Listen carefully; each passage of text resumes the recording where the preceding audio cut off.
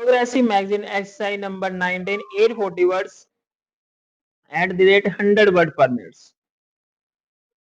Start.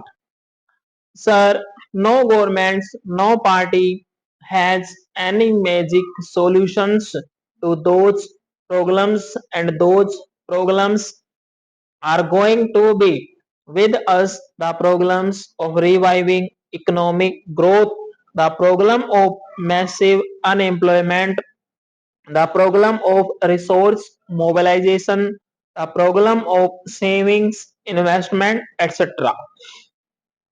The problem of energy, the problem of shortage of power, electrical, hydro, and other forms of power, not the political power, as there is no shortage of political power, but there is shortage of this power where every scheme of areas, every project of areas, almost every unit of enterprise is roadblocked because of the shortage of power and energy.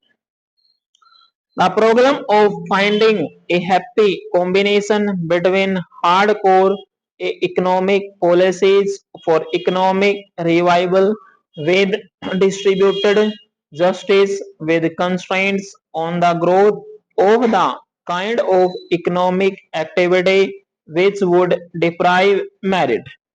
How to find this balance and how to revive the economy.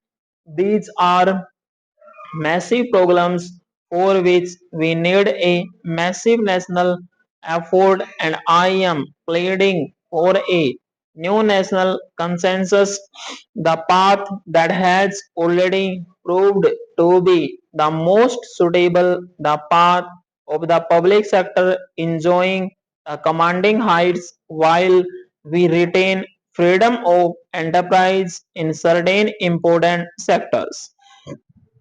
Sir, the President has also in his speech mentioned the international situation, although in somewhat subdued terms because of the gravity of the situation. There is no doubt that the international situation is grim. The psychology of the Cold War is again gripping the big powers. Sir, we have had an occasion to discuss certain developments on our borders, Afghanistan and Pakistan, and I have spoken on them at length, and I do propose to repeat those things, but I would like to submit three major factors in the international situation at present, positive and negative. Only when we understand these can we evolve suitable responses also. One is the program of adjustments to the realities of the new situation. The new situation is that at one time we saw one power or one set of powers predominant, dominating the seas, dominating the pathways, and now another power, another set of powers have arisen with an equal measure of power. To find adjustment and harmony is one of the major problems. We had the philosophy or the theory of the excess of power. We had the theory of sufficiency of superiority, and we had the theory of sufficiency of power here. My good friend, the agriculture minister is here. I do not know whether he is interested in the international programs, but I hope he will convey some of our ideas to those who are directly dealing with these. I would like to mention the second problem. It is also a negative one, if I may put it in this kind of cliche, that the power of the powerful is increasing at a fantastic rate, and that the distance between it and the other is increasing sharply.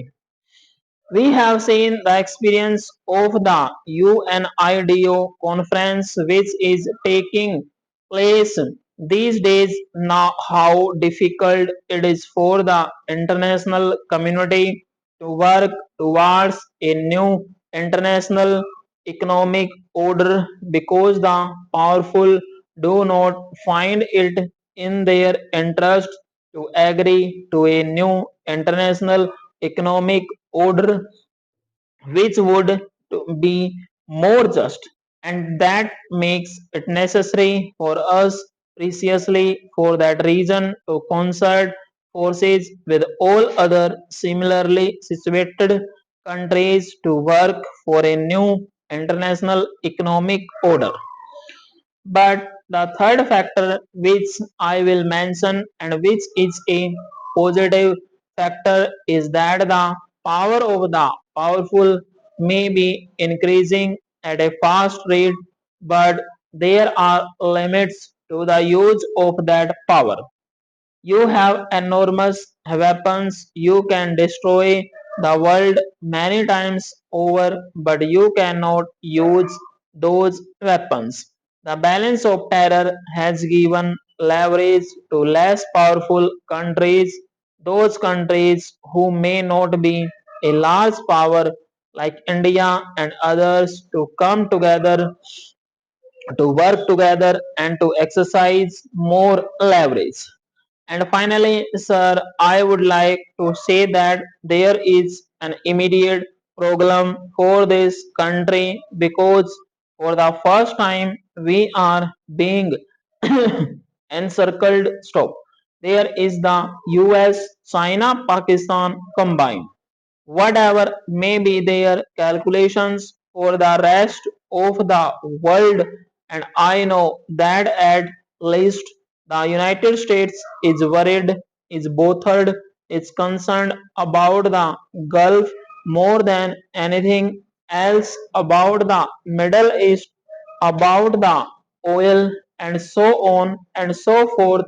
The actual impact of that is happening, the actual consequence of it is encirclement of India for the first time by three major powers.